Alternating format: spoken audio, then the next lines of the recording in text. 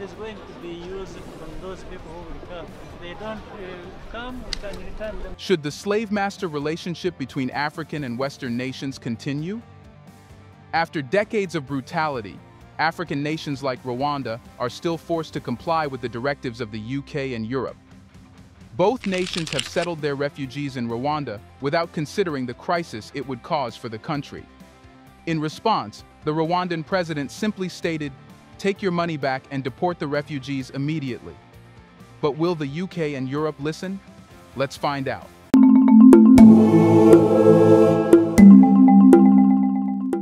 The recent statement made by President Kagame of Rwanda carries a straightforward and assertive message. In response to a financial arrangement between Rwanda and the United Kingdom, particularly concerning the deportation of refugees, President Kagame stated that if the agreed-upon deportation does not occur, the UK can take back the money provided to Rwanda. The statement implies a conditional aspect to the financial deal, suggesting that Rwanda is unwilling to retain the funds if the deportation of refugees, a key component of the agreement, does not proceed as planned. This assertion from President Kagame highlights the significance of financial and immigration considerations in the bilateral relationship between the two nations. The statement may also suggest a potential dispute or challenge in implementing the deportation agreement. But why is there a surge in immigration to the UK and Europe? Historical factors, particularly colonization and neo-colonization, play a pivotal role in shaping the contemporary immigration patterns from African nations to the UK and Europe. During the colonial era, European powers dominated various African territories, exploiting their resources and establishing economic structures that often left these nations economically disadvantaged. The legacy of colonization left a lasting impact on African economies, characterized by unequal trade relations and resource extraction. Neo-colonization, in the form of ongoing economic exploitation, further exacerbates the challenges faced by African nations. Unfair trade practices and one-sided business deals perpetuate economic disparities, making achieving sustainable development difficult for these countries. The wealth extracted from African nations during colonial times and neo-colonial practices has contributed to socio-economic instability, political unrest, and inadequate infrastructure. In the context of immigration, individuals from African nations facing economic hardships and seeking better opportunities are drawn to the UK and Europe's perceived economic stability and opportunities. The historical injustices of colonization and neo-colonization create a push factor, prompting migration as a means to escape challenging conditions and pursue a better life in more economically developed regions. The current surge in immigration is a consequence of historical exploitation and its lingering impact on the socio-economic conditions of African nations. Addressing the root causes involves acknowledging historical injustices and fostering fair and equitable international relations that promote sustainable development and economic empowerment within African countries.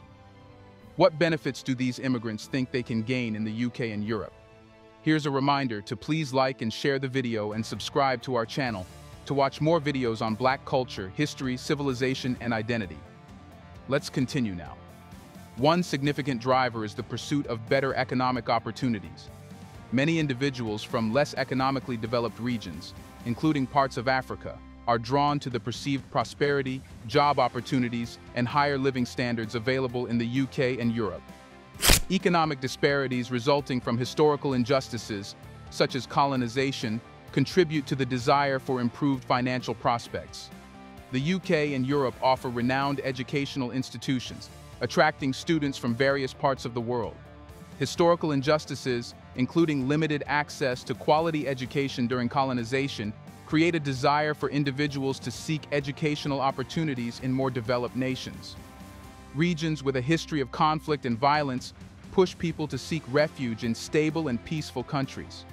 Historical injustices, such as arbitrary borders established during colonization, contribute to conflicts that drive individuals to flee for safety.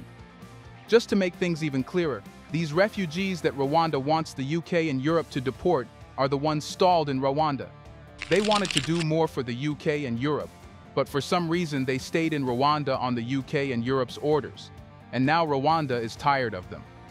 But what are the legal and ethical considerations surrounding the failed deportation deal between the UK and Rwanda, and how might court rulings impact future attempts to address immigration challenges? The failed deportation deal between the UK and Rwanda raises several legal and ethical considerations, and the subsequent court rulings have implications for future attempts to address immigration challenges.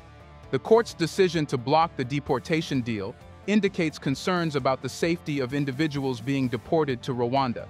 Legal frameworks must ensure that deportation processes adhere to international human rights standards, including the right to life and protection from torture or inhumane treatment. Ethically, there is a responsibility to safeguard the well-being of individuals involved in deportation processes.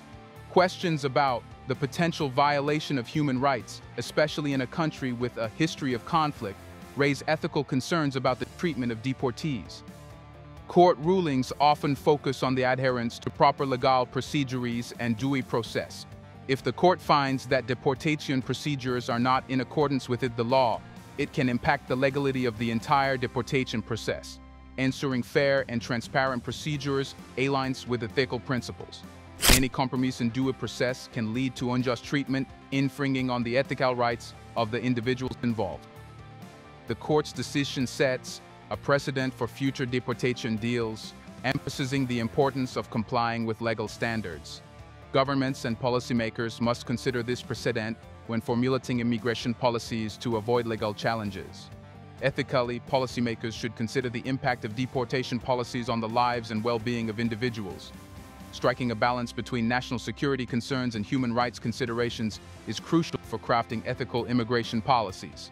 Legal rulings can influence the perception of a nation's commitment to upholding human rights. Any perception of neglecting these rights may have legal consequences internationally. But what does Kagame want from the UK and Europe? Kagame's assertive response reflects a confident diplomatic approach. He articulates Rwanda's position with clarity and firmness, dispelling any perception of desperation for a refugee deal. African nations can cultivate a diplomatic style that is confident yet constructive. Emphasizing achievements and contributions and engaging in open dialogue helps shape a positive narrative on the global stage. Kagame highlights Rwanda's positive contributions by emphasizing the country's openness to refugees and portraying Rwanda as a nation extending help rather than seeking favors. African nations can actively highlight their positive contributions to regional and global issues. Showcase economic achievements, cultural richness, and participation in international initiatives to counter negative stereotypes. Kagame's response occurred at the World Economic Forum, a global platform where he addressed the issue. Engaging such forums position Rwanda internationally, allowing the president to directly address concerns and shape perceptions. Actively participating in global forums, conferences, and events provides African nations with opportunities to articulate their perspectives, discuss challenges, and foster understanding on an international scale. Kagame's straightforward communication style reflects transparency. He addresses misconceptions directly, providing clear insights into Rwanda's stance on the refugee issue. How should the entire continent of Africa react to Rwanda becoming a deportation destination? In light of the attempted use of Rwanda as a deportation destination, African nations should play a proactive role in addressing the global immigration crisis. Collaboration among nations is essential to finding comprehensive and humane solutions to migration challenges. African nations should actively advocate for fair and equitable global immigration policies. Engaging in international forums, diplomatic discussions, and collaborating with other regions can help shape policies that consider the root causes of migration and prioritize human rights. African nations must work collectively to address the root causes of migration within the continent. This involves tackling economic disparities, political instability, and conflicts. Regional cooperation can lead to the development of sustainable solutions that create opportunities and stability for citizens.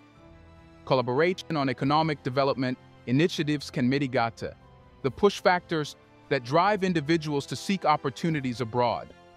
By fostering intra-Africa trade, investing in infrastructure, and promoting regional economic integration, African nations can create environments that reduce the necessity for migration. African nations should collaborate to provide humanitarian assistance and support to refugees. Establishing regional refugee protection and resettlement frameworks ensures that displaced individuals are treated with dignity and provided opportunities for self-reliance. Now, let's come to the solution part. How can countries address the historical factors contributing to immigration, such as colonization and neo-colonization, to create a more equitable global landscape? Addressing historical factors contributing to immigration, such as colonization and neo-colonization, requires a concerted effort by nations, international organizations, and the global community.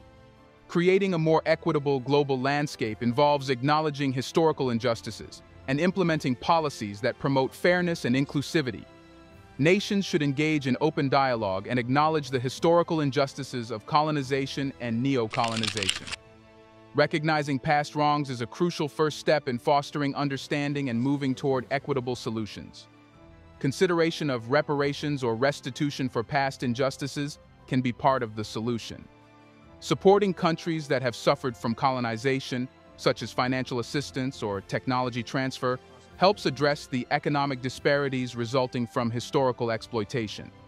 Encourage fair trade practices that ensure equitable economic relationships between nations. Addressing neo-colonial economic structures involves promoting trade agreements that benefit developed and developing countries, reducing dependency on one-sided business deals. Implement debt relief programs to alleviate the economic burdens carried by post-colonial nations. Offering financial assistance and support for sustainable development projects can contribute to building self-sufficiency and reducing the need for mass migrations. Now, the question is, why does Rwanda not want to keep refugees? In recent discussions surrounding a potential refugee deal involving Rwanda, President Kagame's response challenges the notion that the country is desperate for such an arrangement. Rwanda, instead, asserts itself as a nation that actively opens its doors to refugees and is not solely motivated by financial incentives. Rwanda's history is marked by the devastating genocide of 1994, where the country faced unparalleled humanitarian challenges.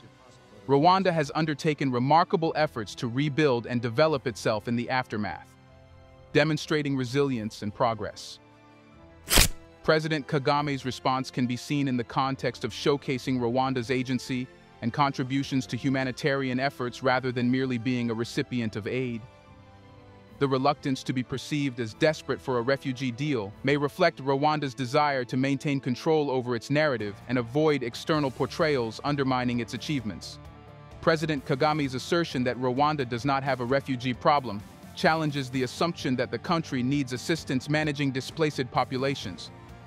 Rwanda's stance also sheds light on the complexities associated with refugee policies.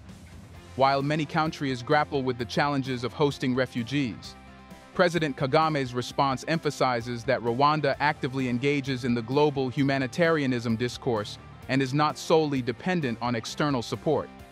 Moreover, Rwanda's leadership is cautious about being seen as a mere destination for deported individuals, particularly if the motivations behind such arrangements are not aligned with principles of fairness and justice.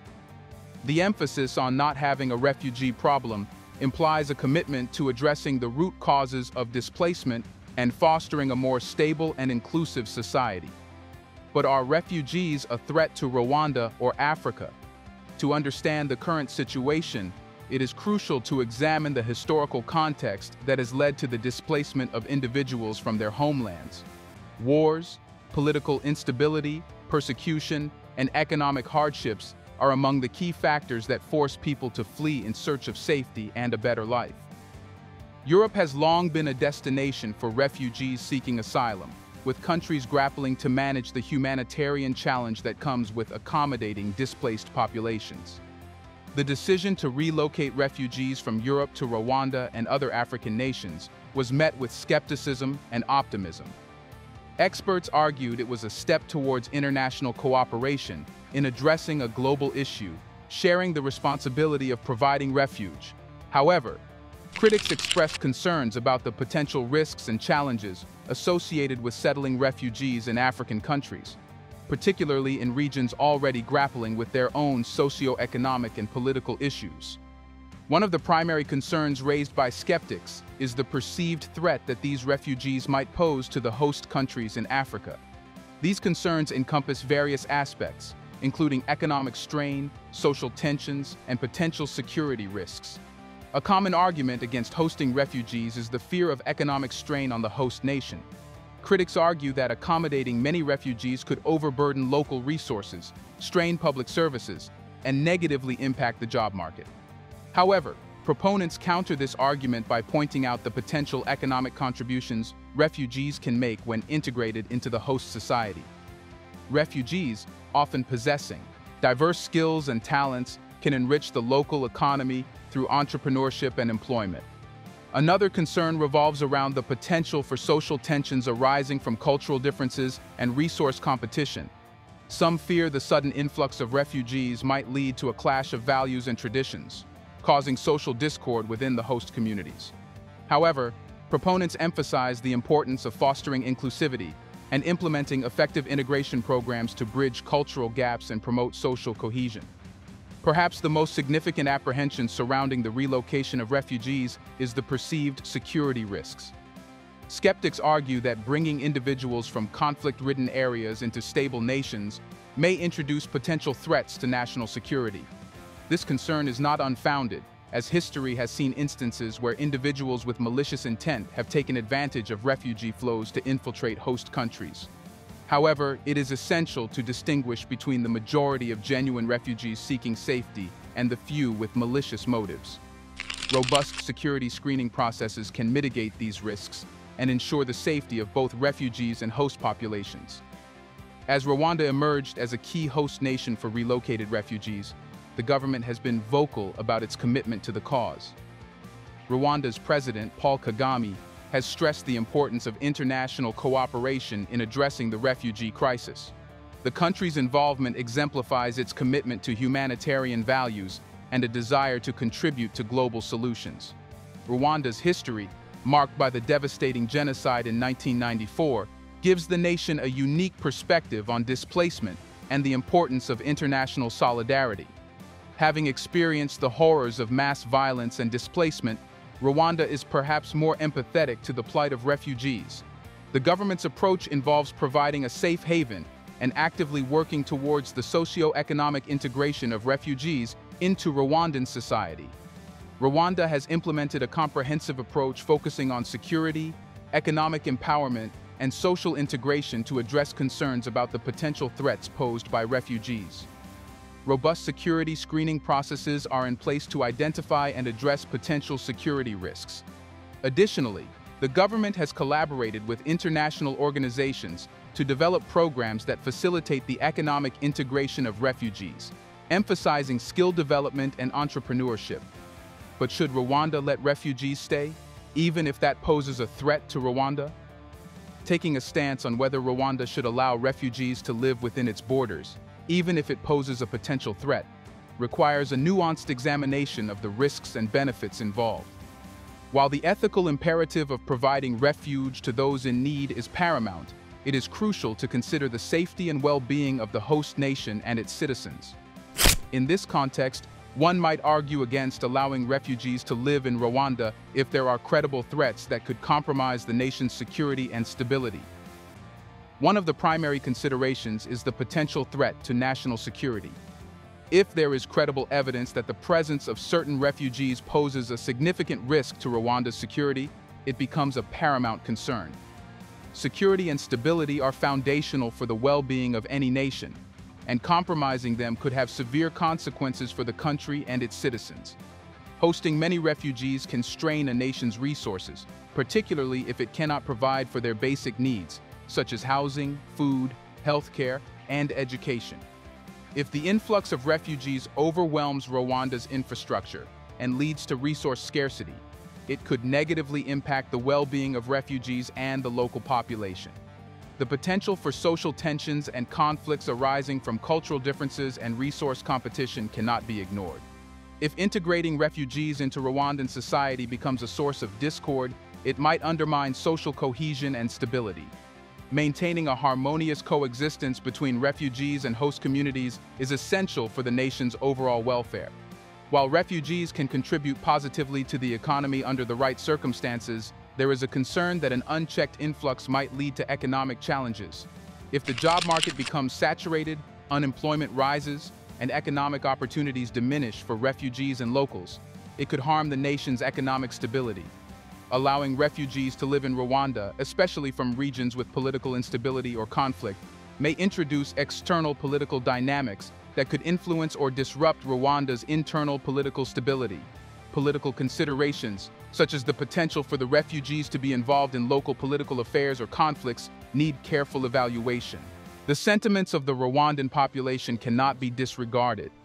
If there is widespread opposition to hosting certain groups of refugees due to perceived threats, it may strain the relationship between the government and its citizens. A government's duty includes considering the concerns and well-being of its people. In deciding whether to host refugees despite potential threats, the Rwandan government needs to conduct thorough risk assessments, implement robust security measures, and ensure that the overall well-being of the nation and its citizens is not compromised. Striking a balance between compassion and safeguarding national interests is a complex task, and any decision must be informed by carefully considering the specific circumstances and potential consequences involved. Now, what should the UK and Europe do? Nations, including the UK and European countries, are bound by international conventions and treaties that outline the rights and protections afforded to refugees. For instance, the 1951 Refugee Convention and its 1967 Protocol established the principle of non-refoulement, which prohibits the deportation of individuals to a country where their life or freedom would be threatened. Violating these legal obligations could lead to international criticism and legal consequences. Rather than immediate deportation, efforts should be made to support the integration of refugees into host societies. Providing resources for language learning, education, and employment opportunities can contribute to the self-sufficiency of refugees and reduce the strain on host nations.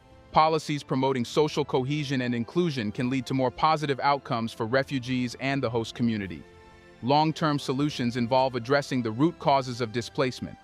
Diplomatic efforts, development aid, and conflict resolution initiatives can create conditions that allow refugees to return to their home countries voluntarily and safely. Collaborative international efforts are crucial in addressing the underlying issues that lead to forced migration. Do you think the UK and Europe should call the refugees back? Is pressurizing Rwanda a good idea? What if Rwanda gets tired of it? Let us know in the comments section if this can cause a conflict. Do you want to watch more videos like this one? If yes, subscribe to our channel and press the bell icon next to it. We have decided to bring videos on something nobody talks about: the Black culture, civilization, history, and evidence about how glorious Blacks have been. Thanks for watching, and until the next video, stay tuned. Deposit photos music.